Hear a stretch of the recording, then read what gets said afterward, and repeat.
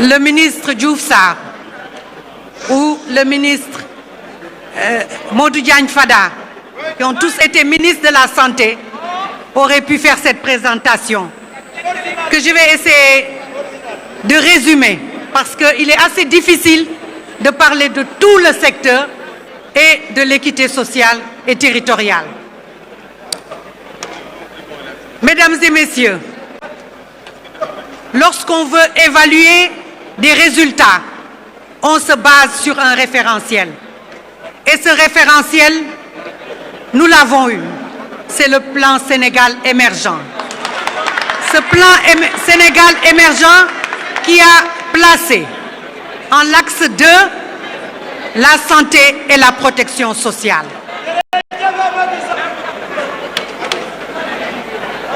Mesdames et messieurs, l'action de son Excellence a commencé par la carte sanitaire, c'est-à-dire l'accès aux soins pour les populations partout où elles se trouvent. C'est ainsi que durant son magistère, 300 postes de santé ont été construits sur l'ensemble du territoire. 18 centres de santé, 9 nouveaux hôpitaux ont été construits.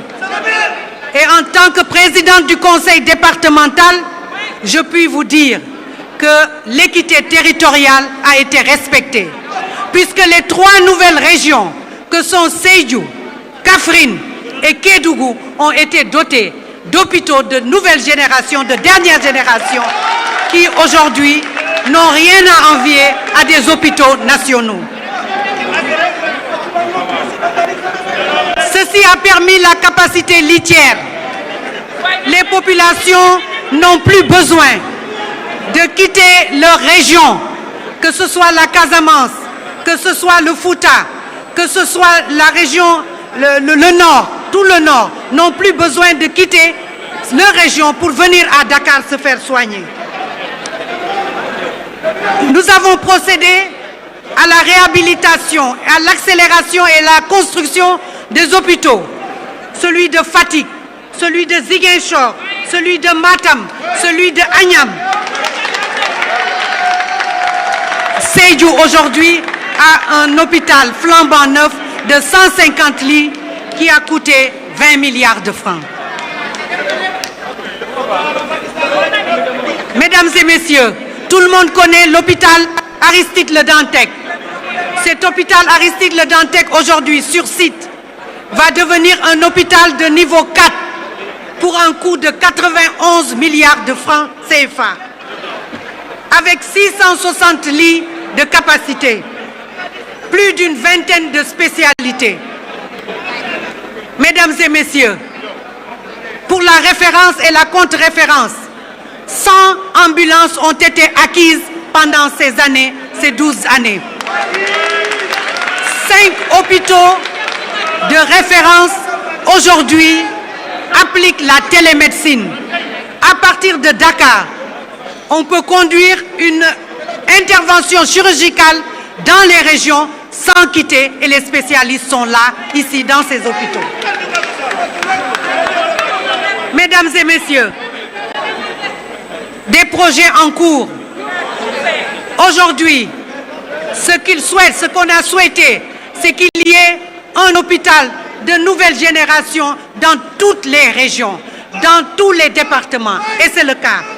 L'hôpital Seydi El Hadji Malick Sy, pour un coût de 46 milliards, va être construit. L'extension de l'hôpital Matlaboul Fawzeyni de Touba a été réalisée. L'hôpital de Ourossogui est en cours. L'hôpital de Thiès est en cours pour 800 millions. Mesdames et messieurs, connaissant les maladies aujourd'hui, qui sont des maladies chroniques, dont le cancer, un centre international d'oncologie va être construit à Diamniadio pour prendre en charge cette pathologie. Il coûtera 61 milliards de francs CFA. Le service de neurologie, le centre de gériatrie de Fann vont être réhabilités. Mesdames et messieurs, La prise en charge des urgences grâce au SAMU ne sera plus un mauvais souvenir, puisque aujourd'hui, il est aujourd'hui dans les régions de Saint-Louis, de Kaolack et de Touba, vous avez un SAMU. Et vous en aurez dans les autres régions pour décentraliser totalement la prise en charge de l'accueil et des urgences dans le pays.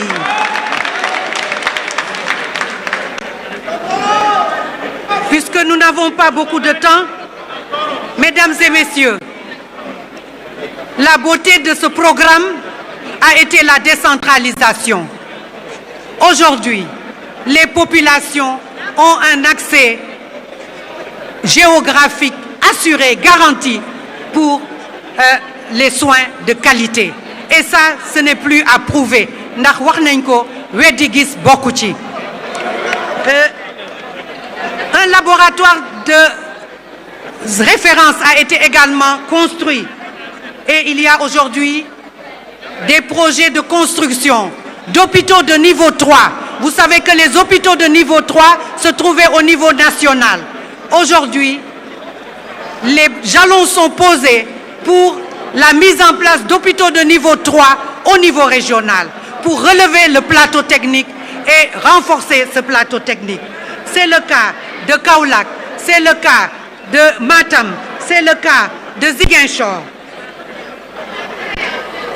Mesdames et messieurs, des hôpitaux de niveau 3, les projets ont été ficelés pour Mbour, Fatick et Tambacounda. Les travaux de réhabilitation et d'extension de l'hôpital Amadou Sakir Mbaye de Louga, la construction de centres de santé de Jaxaay, de Gandiaye, de Ndiassane et j'en passe.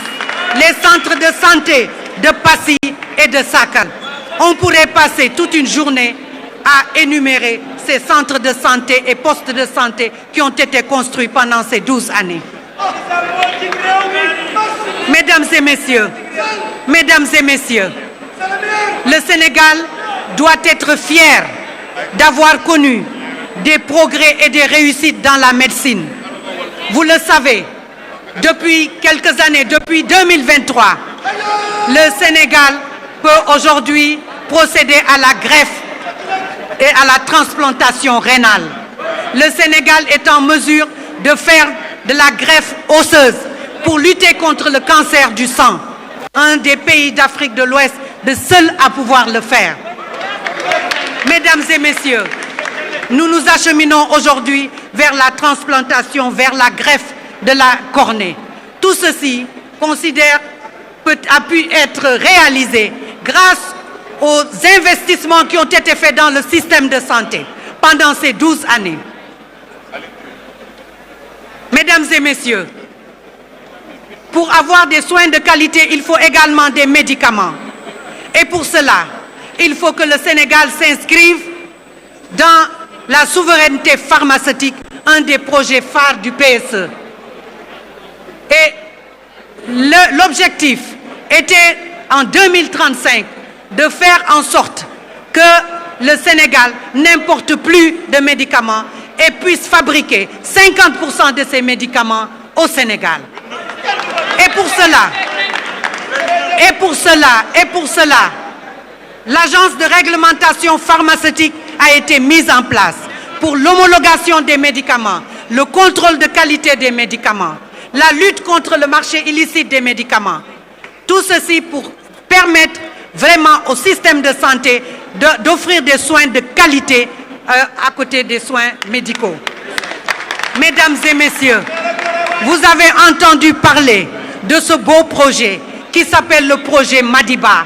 Ce projet Madiba qui va nous permettre, grâce à l'Institut Pasteur, de fabriquer des vaccins au Sénégal. Mesdames et messieurs, aujourd'hui, la pharmacie nationale d'approvisionnement a changé de statut. C'est un établissement à caractère industriel, rien que pour garantir l'accès aux médicaments et aux soins de qualité. Mesdames et messieurs, parler du système de santé, parler des réalisations du système de santé pourrait nous prendre toute une matinée et tout un après-midi. Mais comme vous le savez, Nous avons des livrables. Les hôpitaux sont là. Les postes de santé sont là. Les centres de santé également sont là. Mesdames et messieurs, mais à côté de cela, il faut que la santé soit accessible. Il faut que les personnes les plus vulnérables aient accès à la santé et aux services sociaux de base.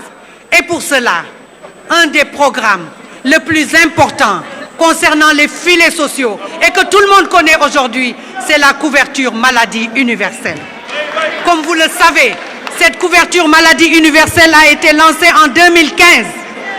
En 2015, et elle a permis de faire passer l'assurance maladie de 20% à 75%.